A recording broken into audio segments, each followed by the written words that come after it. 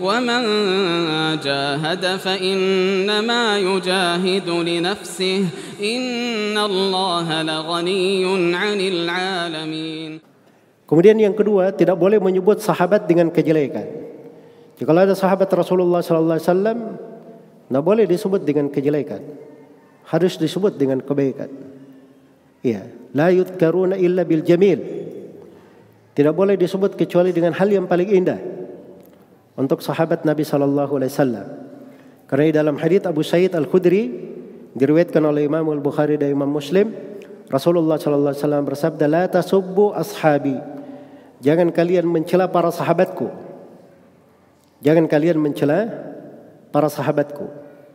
"Lau anna li ahadikum mithla Uhudin dhahaban fa anfaqahu fi sabilillah ma qabila Allahu minhu." Ya, apa ma balagha mudda ahadihim wala nasifa. Andai kata salah seorang di antara kalian punya emas sebanyak gunung Uhud, lalu dia infakkan di jalan Allah, maka itu tidak akan mencapai satu mud dari amalan sahabat. Satu mud itu 2 telapak tangan. Tidak mencapai satu mud dari amalannya para sahabat. Jangankan satu mud, setengahnya saja tidak capek. Setengahnya saja tidak sampai. Maka bahasa itu la tasubbu, jangan kalian mencela. Terus diterangkan keutamaan kenapa tidak boleh celah. Karena para sahabat itu kalaupun dia punya kejelekannya itu sudah tenggelam di dalam lautan kebaikan mereka. Sudah sirna di tengah berbagai macam jasa dan pahala mereka. Mereka yang terdahulu masuk Islam. Mereka yang menjadi sebab agama ini sampai kepada kita. Mereka adalah manusia-manusia pilihan. Dipilih oleh Allah untuk menemani nabinya, Nabi Muhammad sallallahu alaihi wasallam. Sebagaimana nabi itu manusia pilihan, para sahabat juga manusia pilihan. Karena itu datang di dalam hadits Ibnu Mas'ud di Musnad Imam Ahmad, beliau menerangkan bahwa Allah Subhanahu wa taala melihat ke hati makhluk. Maka tidak diketemukan hati yang lebih baik dari hati Nabi Muhammad sallallahu alaihi wasallam. Maka dipilihlah beliau sebagai nabinya. Kemudian Allah melihat lagi ke hati makhluk. Ternyata tidak diketemukan hati yang lebih baik dari hati para sahabat Rasulullah sallallahu alaihi wasallam. Maka dipilihlah mereka sebagai orang-orang yang menemani nabinya, Nabi Muhammad sallallahu alaihi wasallam. Jadi mereka ini manusia-manusia pilihan. Iya. Karena itu amalan apapun yang dilakukan oleh umat Islam setelah para sahabat, sebanyak apapun, sebesar apapun, tidak akan mungkin mencapai kedudukan sahabat Rasulullah sallallahu alaihi wasallam. Karena itu ada yang pernah bertanya, yang mana yang lebih utama, Muawiyah atau Umar bin Abdul Aziz? Karena Umar bin Abdul Aziz ini dia punya hal-hal yang sangat elok di dalam, sangat indah di dalam kekhilafaannya. Maka kata salaf ini, ya, debu kuda Muawiyah radhiyallahu taala anhu dalam peperangan itu tidak mungkin dikalahkan oleh seluruh hari-hari kehidupan Umar bin Abdul Aziz. Itu cara memandang para ulama terhadap kedudukan para sahabat Rasulullah sallallahu alaihi wasallam. Iya. Makanya kenapa selalu dibahas tentang para sahabat? Sebab ini salah satu jalan ringkas seseorang itu dimudahkan oleh Allah Subhanahu wa taala masuk ke dalam surga. Iya.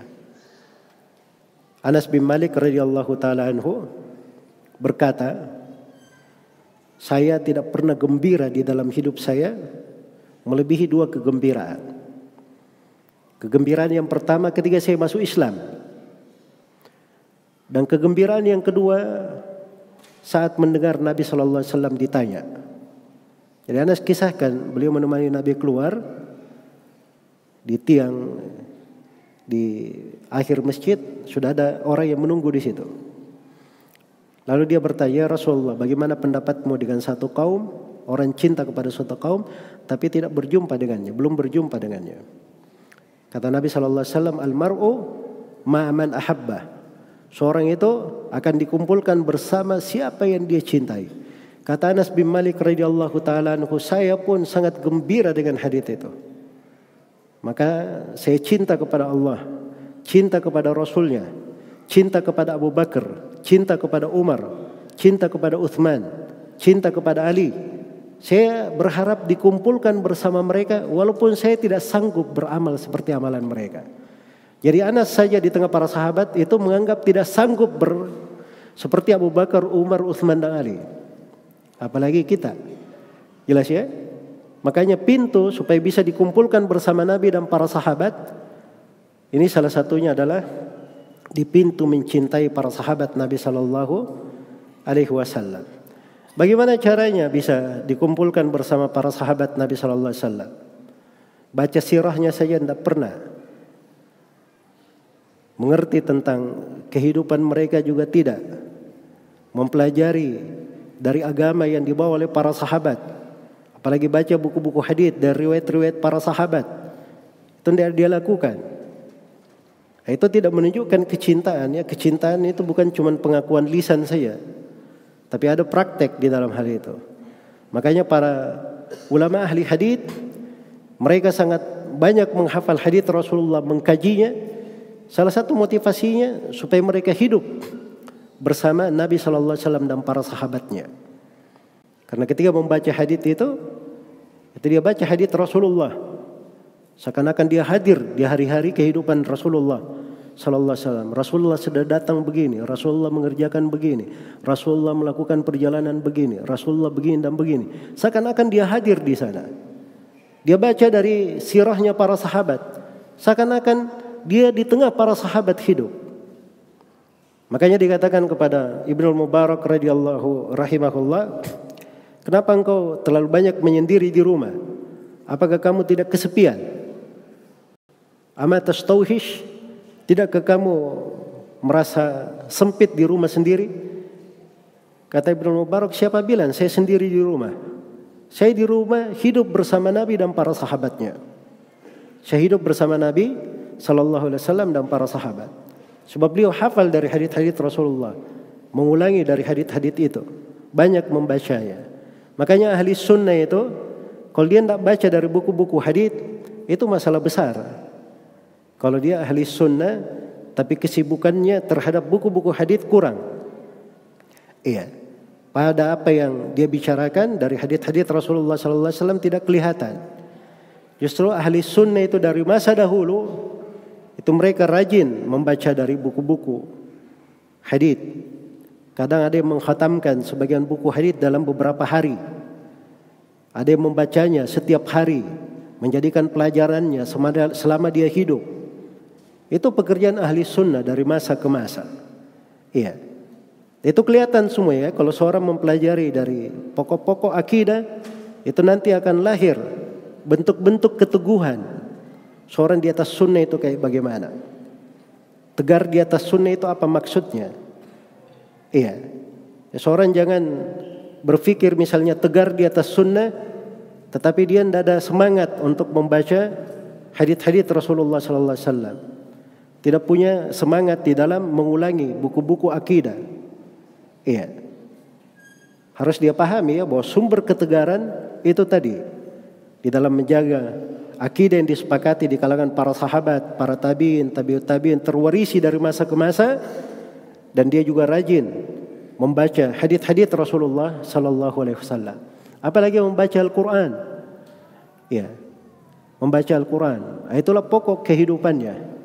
Apalagi kalau dia pelajari Al-Qur'an itu dan dia tahu riwayat-riwayat bacaannya. Dia baca Al-Qur'an itu dari siapa? Diambil dari siapa?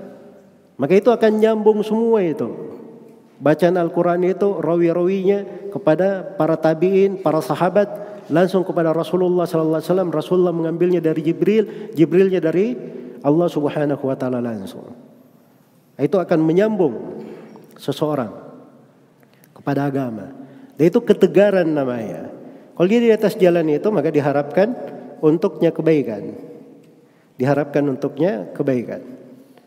Jadi ini sebenarnya kita sudah memahami inti masalah kita itu apa. Kalau bertanya kenapa di masa belakangan ini seorang itu sulit untuk berpegang dengan sunnah misalnya, tidak kenal bagaimana jalan sunnah, ya jawabannya sudah jelas. Karena kita ini kurang mengikuti jalan para ulama as-salaf terdahulu.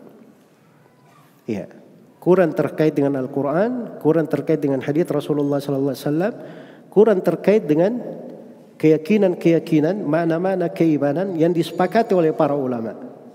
Andai kata 3 hal ini merupakan keterikatan kita, maka insyaallah ta'ala itu adalah hal yang menguatkan seseorang itu di atas Islam dan sunnah.